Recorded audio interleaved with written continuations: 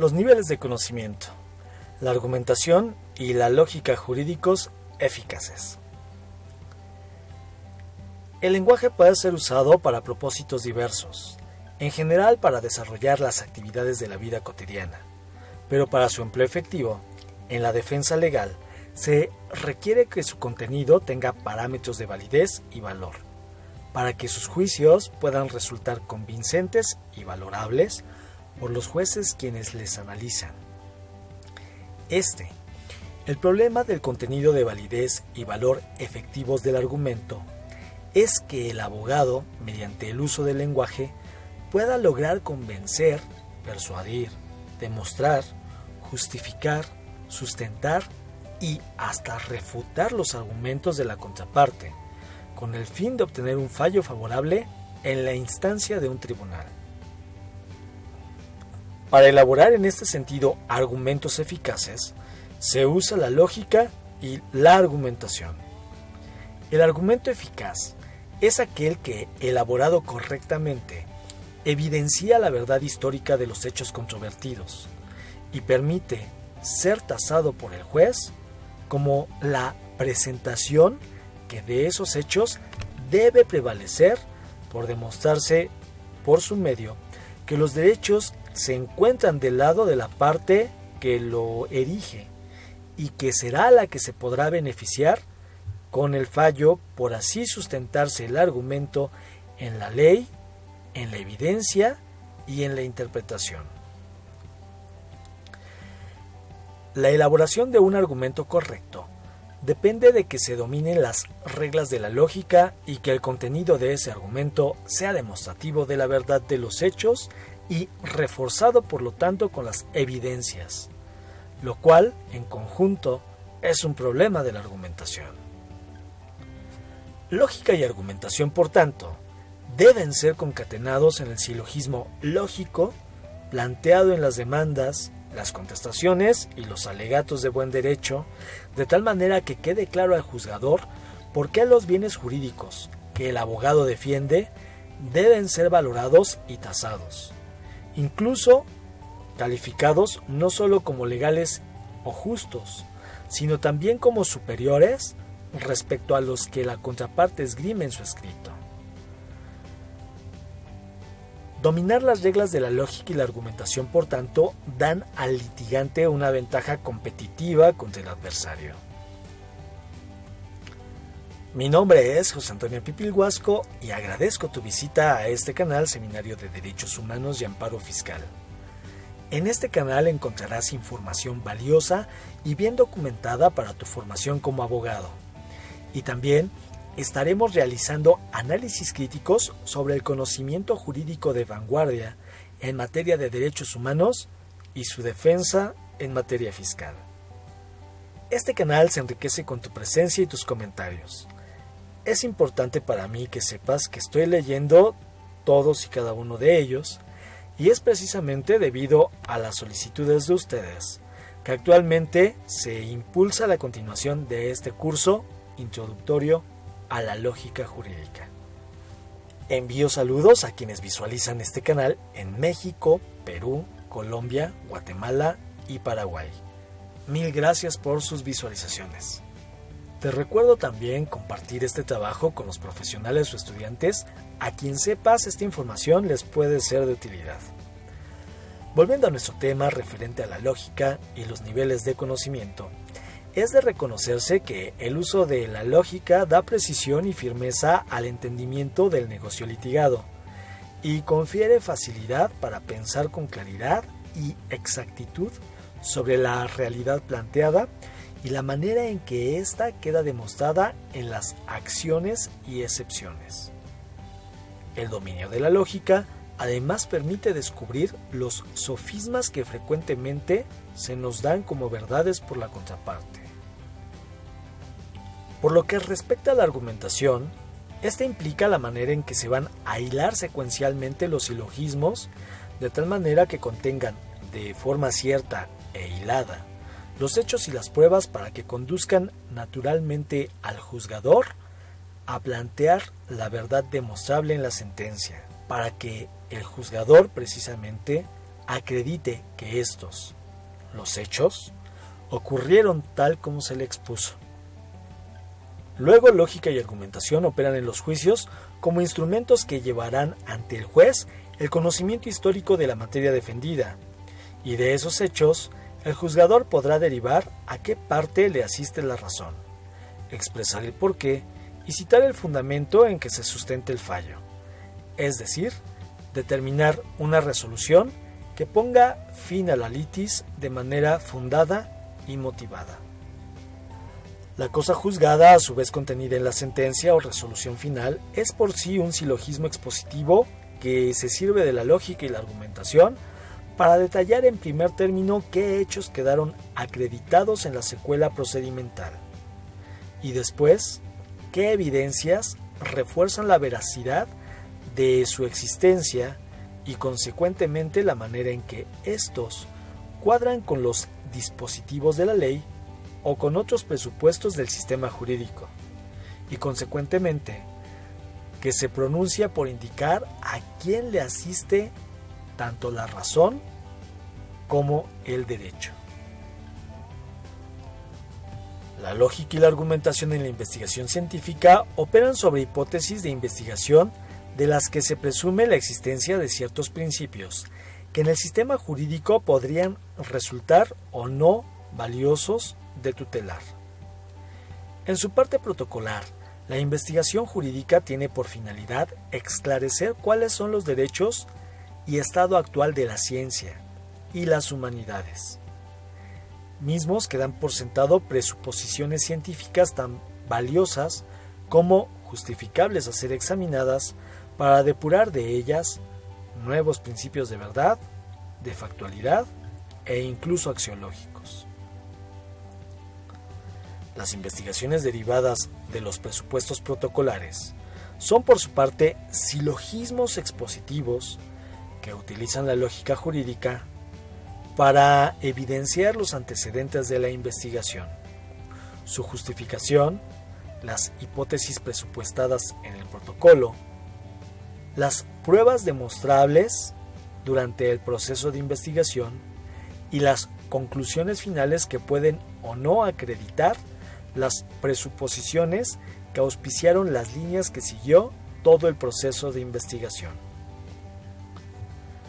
Así como puede observarse tanto en la praxis como en la elaboración científica jurídica, la lógica y la argumentación son empleadas para fijar finalmente la certeza del conocimiento, ya sea que ese conocimiento se centre en fenómenos jurídicos, por lo que toca a la ciencia, o ya sea que esos conocimientos se refieran a la verdad que se tuvo que demostrar a través de los hechos controvertidos y la declaración a quien le asista la razón jurídica en el caso del procedimiento. El conocimiento, al decir del doctor José Rubén Sanabria, en su sentido más general, es una relación, es ejercer un acto por el que el sujeto pensante representa intencionalmente un objeto.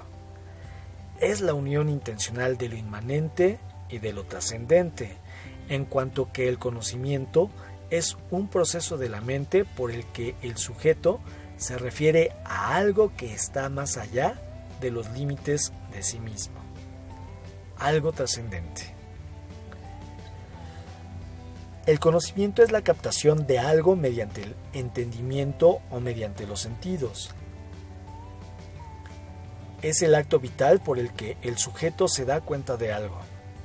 Por tanto, en todo conocimiento hay una relación entre un sujeto que conoce y un sujeto conocido.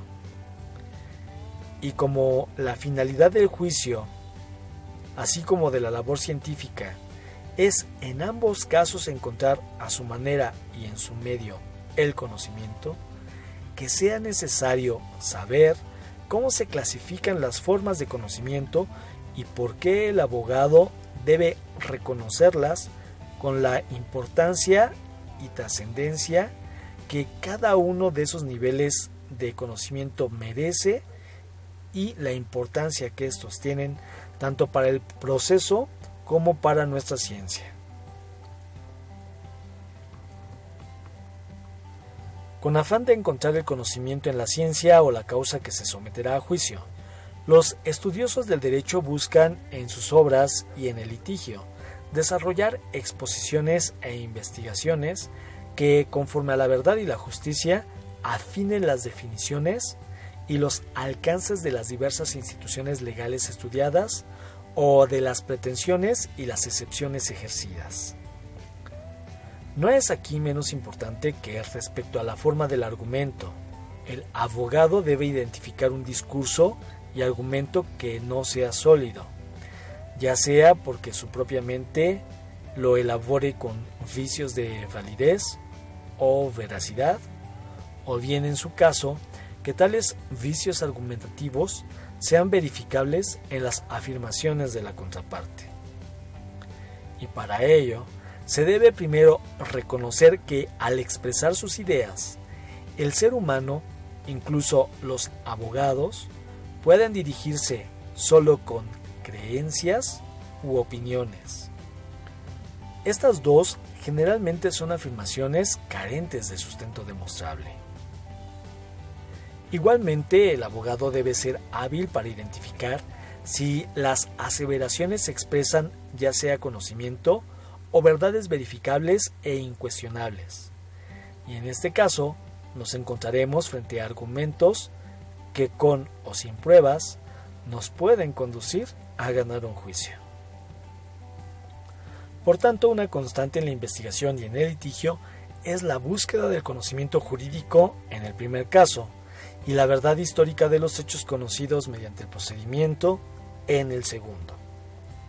Por tanto, es muy importante tener conciencia de las siguientes clasificaciones en los diferentes niveles del conocimiento y los efectos que estos niveles tienen en el orden jurídico, pues de estos niveles del conocimiento se derivan tanto bases para la ciencia jurídica como para la praxis. Igualmente se puede derivar de ellos los nexos causales de los argumentos para sostener la verdad legal o la necesidad de principios para proteger por dogmas de derecho a las personas respecto a realidades creativas, o también la necesidad de arrestar y sancionar como inválidas estas creaciones cuando atenten contra un bien jurídico mayor. Luego, a continuación, analizamos cada uno de los niveles cognoscitivos. El primer nivel cognoscitivo en este sentido se refiere a la imagen. La imagen es la representación singular de los objetos en la mente. Al hablar de representación, entendemos que la imagen es la reproducción de un objeto, y al afirmar su singularidad, se reconoce que la imagen es una recreación mental exclusiva en cada individuo cognoscente. A cada imagen le corresponde en el lenguaje una palabra que la evoca. Así, por ejemplo, al pronunciarse la palabra árbol, en la mente del oyente se evocará de primera instancia una imagen que será distinta y por lo tanto singular, y que no tendrá otro oyente que igualmente podrá evocar una imagen correspondiente. Los efectos jurídicos de las imágenes, como manifestación primigenia del conocimiento, no son trascendentes en el ámbito jurídico de forma aislada ni en el campo científico del derecho. La imagen, si acaso, solo será importante cuando forme parte de todo un argumento lógico y componga una evidencia ya en el juicio.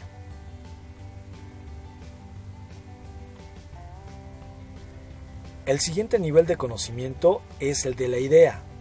Es un nivel también básico de conocimiento y se refiere al simple entendimiento de algo. Para elaborar ideas no se requieren investigaciones ni demostraciones. La idea tampoco va a representar totalmente a un ser, pues en general la idea aislada se basa en conocer solo un aspecto singular, una característica del objeto que se conoce. Tener solo una idea no implica compromiso del sujeto que conoce a un ser, pero puede ser paso para un conocimiento superior.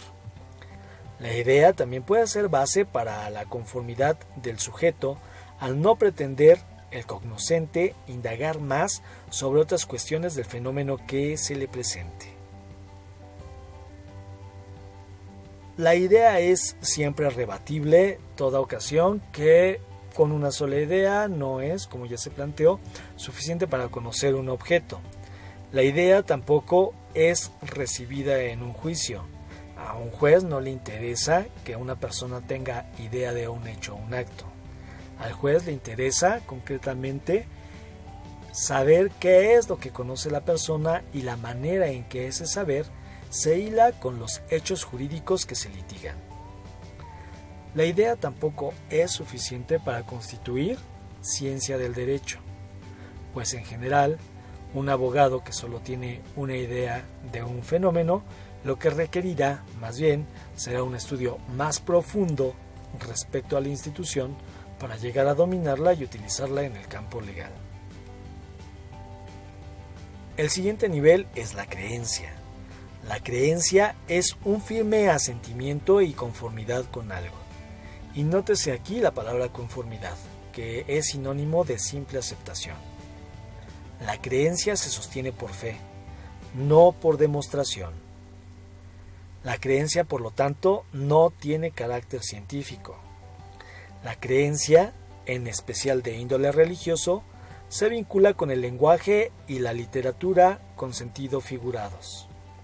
Cuando es popular, la creencia es el segundo nivel de conocimiento. Cuando es literario, es el tercer nivel de conocimiento y se depura en la elegancia y en la sofisticación. Entre más sofisticado sea el lenguaje, las figuras literarias y técnicas empleadas constituirán un arte. La creencia siempre va a ser rebatible para conocer la verdad.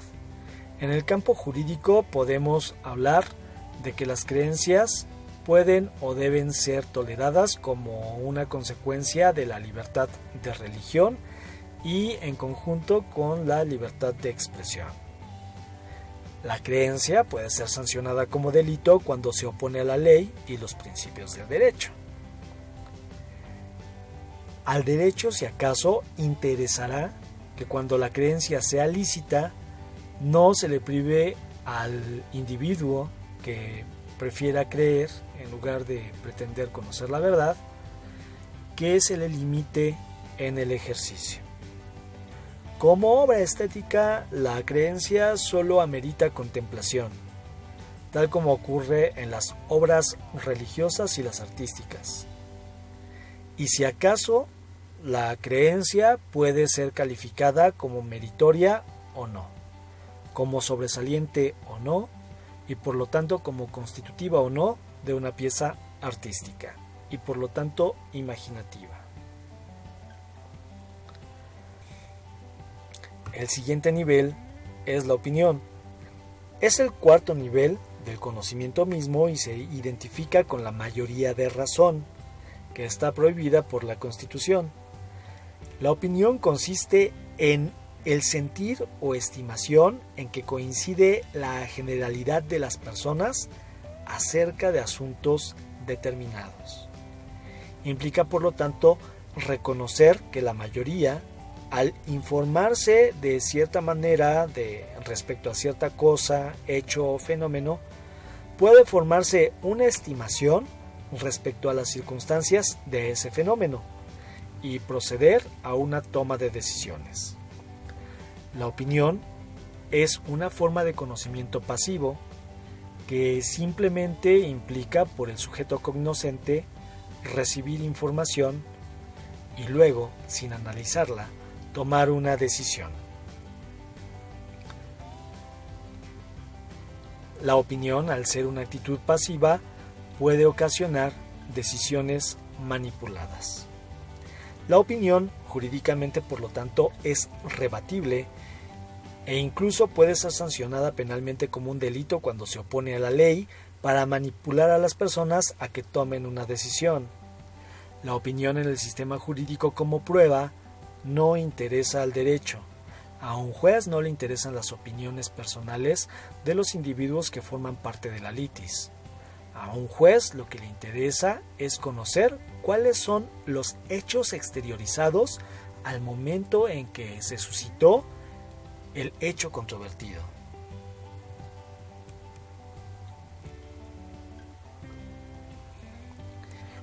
Sin embargo, cuando la opinión proviene de los elementos de una agrupación de científicos o sabios, se puede emplear dicha opinión como parte de los elementos de prueba del discurso de un jurado o como elemento para que el juez resuelva un asunto. El problema de la opinión, por lo tanto, es que puede ser valiosa o no valiosa. La opinión valiosa proviene de la comunidad culta e informada respecto a los hechos y demostraciones científicas de un problema, y que bajo esas circunstancias procede a la toma de decisiones. En cambio, la opinión no valiosa proviene de una comunidad que obra más por su sentir, es decir, por la emoción inicial que los hechos producen en la comunidad, misma que reacciona sin conocer a fondo las circunstancias que produjeron el acto o hecho, ni la intencionalidad que hay detrás del mismo. En este caso, la generalidad toma sus decisiones de forma manipulada o automanipulada, controlada o sometida por un tercero a causa de un efecto colectivo psicológico que la impulsa a actuar, sin atender los principios que rigen la razón. En estos casos, la sociedad puede, por ejemplo, ser usada en sí misma como un arma delincuencial. Un caso de esto segundo es la tipificación de la figura de la muchedumbre delincuente en la materia penal.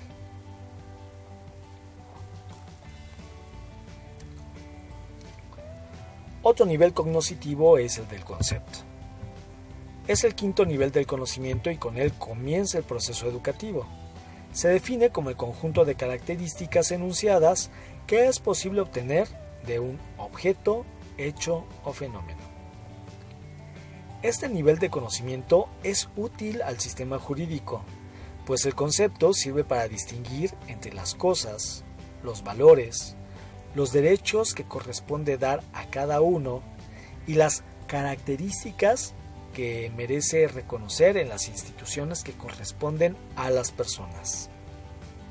El concepto en el sistema jurídico se utiliza, por tanto, para educar a quienes estudian el derecho para que reconozcan cuáles son las instituciones, sus características y ya después en la práctica esas instituciones y características puedan ser enunciadas y otorgadas a través de una sentencia a la persona que acredite que le corresponde.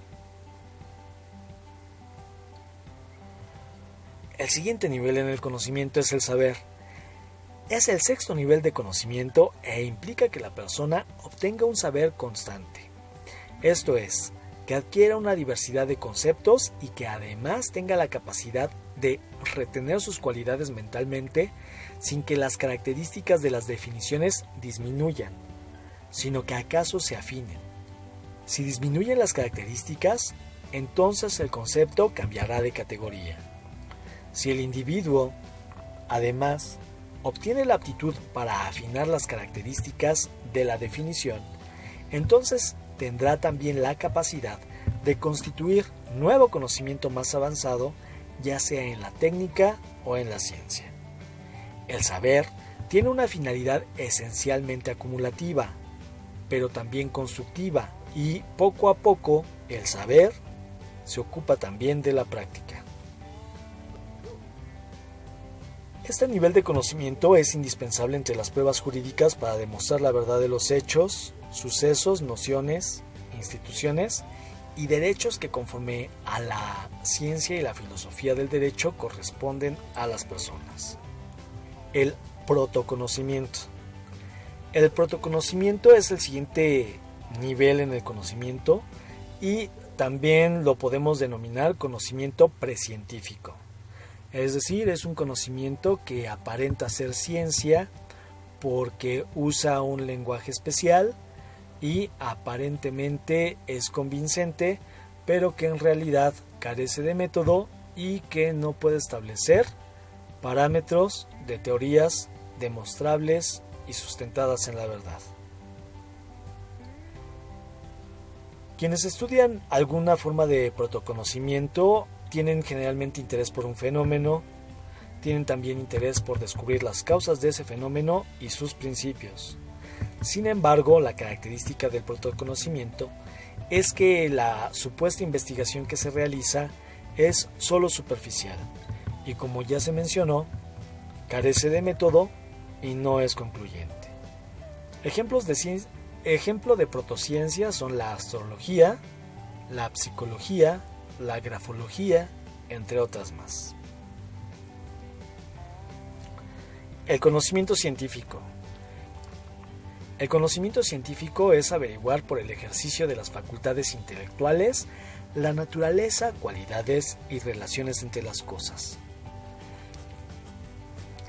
Conocer implica que la persona tenga la habilidad de identificar los diferentes elementos y por ende conceptos que componen un ser, así como identificar la correlación lógica que se deriva entre cada uno de los elementos de los procesos y procedimientos que rigen ese ser y las consecuencias que el ser produce en su entorno. Ese conjunto de explicaciones deriva en teorías demostrables que incluso conforme el conocimiento es de más alto nivel, puede, para alcanzar nuevas operaciones de conocimiento, tener que negar teorías científicas ya demostradas y acreditadas como verdaderas, pero cuya verdad es propia de un ámbito de aplicación inferior. Lo anterior no implica que las teorías inferiores del conocimiento sean falsas, sino que dejan de aplicarse en entornos de conocimiento superior y más refinado. En este último caso, el individuo comienza no solo a refinar conceptos, sino incluso puede llegar a encontrar interrelaciones de causa y efecto en conceptos ajenos al área y a presuponer e investigar posibles hipótesis para formar nuevas teorías y constructos de saber. Todo conocimiento implica un método y una investigación profunda.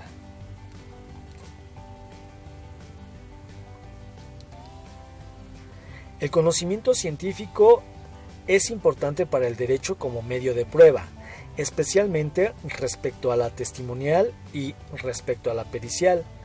También es aún más importante por lo que respecta a la formación de la convicción en el juzgador en relación al acaecimiento de los hechos, pues de la interrelación y de la hilación que el juez formule de los hechos en su mente, podrá deducir cuáles son, como consecuencia, las sanciones legales o principios de derecho aplicables al caso concreto.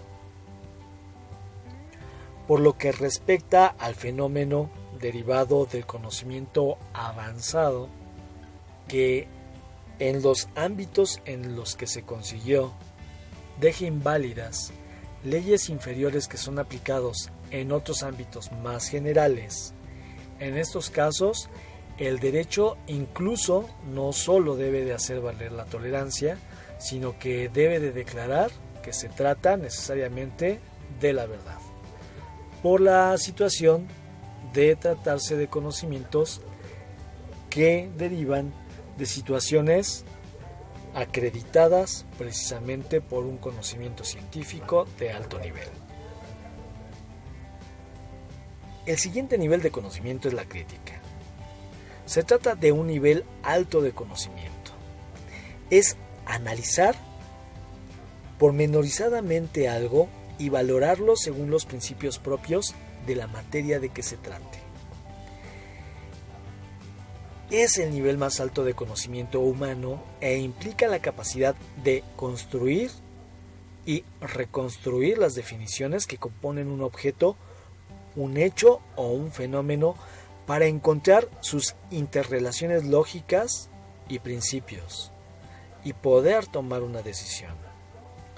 Cuando nos referimos a este nivel, a la crítica, entendemos por ella a la de nivel científico, cuya aptitud es la de cuestionar la calidad, vigencia o aplicabilidad de un conocimiento ante la realidad de las consecuencias y por ende derivar de ella nuevas soluciones creativas o demostrar la verdad mediante la ardua y profunda investigación.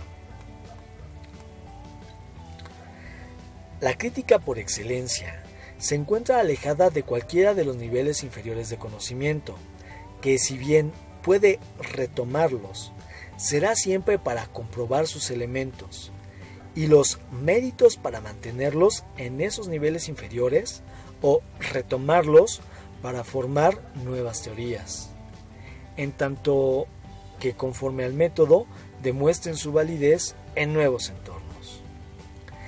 La crítica por causa de los métodos que utiliza igualmente es altamente objetiva, es decir, mediante la observación se trata de aislar al objeto de cualquier tipo de sentimientos y defectos del observador, pues la intención no es producir una preferencia o una opinión, sino descubrir en todo caso la verdad. La crítica es el alma que impulsa el conocimiento científico. En el plano jurídico, la crítica es la herramienta que emplean por excelencia todos los jueces, y en su caso es útil a los abogados para crear argumentos válidos y sólidos, para descubrir y hacer la verdad como parte de un escrito de demanda, de una excepción o de un alegato. La crítica, por su parte, en la ciencia jurídica es esencial porque le permite al abogado retomar los conceptos en su origen, revisar su vigencia en la actualidad y plantear nuevos conocimientos. El juicio es otro nivel del conocimiento y es la consecuencia de la crítica. Es por tanto uno de los efectos de esta y permite al individuo que hace el juicio valorar y distinguir. No debemos de confundir al juicio con el prejuicio. El prejuicio es una opinión. El juicio, en cambio, es el acto mental por el que afirmamos o negamos algo acerca de la esencia percibida previamente. En la aprehensión solo contemplamos una esencia. En el juicio, en cambio, afirmamos o negamos la existencia del fenómeno porque tenemos las pruebas. El juicio es la finalidad de la actividad práctica del abogado. En el caso de la ciencia jurídica, el juicio no recibe este nombre, sino la denominación de corroboración o refutación de la hipótesis.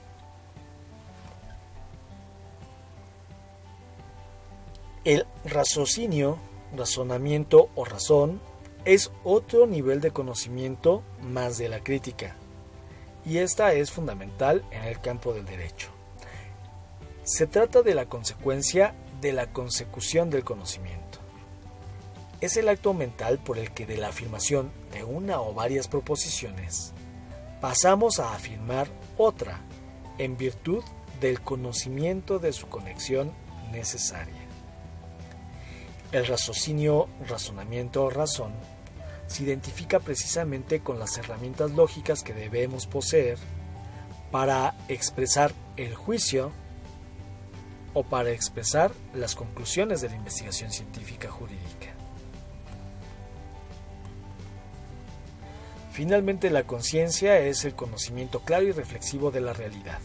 Se sirve de la crítica y se encuentra a la par de esta como los dos niveles más altos del saber, e implica la capacidad de crear argumentos totalizadores respecto a una ciencia en general o respecto a un conjunto de ciencias y conocimientos humanos.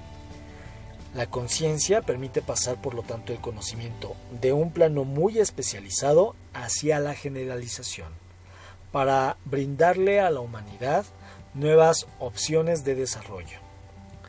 La conciencia suele confundirse con la técnica, que no es otra cosa que el aprovechamiento práctico del conocimiento.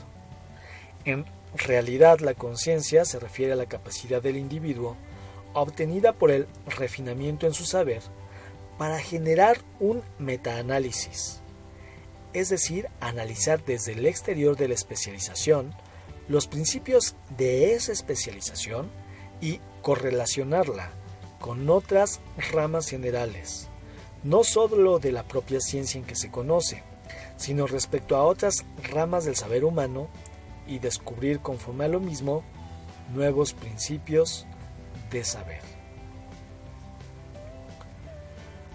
Conforme el individuo gana conciencia, puede entender y dominar mejor las variables de su entorno. La conciencia implica conocimientos filosóficos superiores que caracterizan a las más importantes totalizaciones y universalizaciones de las teorías. Algunos de los grandes totalizadores del pensamiento son Platón, Santo Tomás de Aquino, John Locke, Marx y Heidegger. La conciencia es útil en el sistema jurídico porque permite al abogado analizar el conjunto de normas dentro de todo el campo del derecho a través del orden normativo, de tal manera que el abogado tenga la capacidad de poder crear una estructura interpretativa desde la circular o el caso práctico hasta la Constitución. En el plano de la ciencia, es útil en el sistema jurídico como un medio de construcción de teorías jurídicas, las cuales son esenciales incluso para encontrar argumentos innovadores para atacar tanto la ley como la propia jurisprudencia de los tribunales. Son pues en general estos los niveles de conocimiento epistemológicamente reconocidos. Como puede apreciarse, es deseable que el abogado se mueva a partir del conocimiento científico hacia conocimientos superiores, pasando por la crítica hasta llegar al juicio. Del dominio que se tenga de cada una de las ramas del conocimiento, el abogado podrá proveer a su argumento tanto de una lógica convincente como de evidencias para demostrar ante el juez que tiene la razón. Espero este video te haya sido de utilidad. Mi nombre es José Antonio Pipilhuasco. No olvides dar un clic en la campanita para que el sistema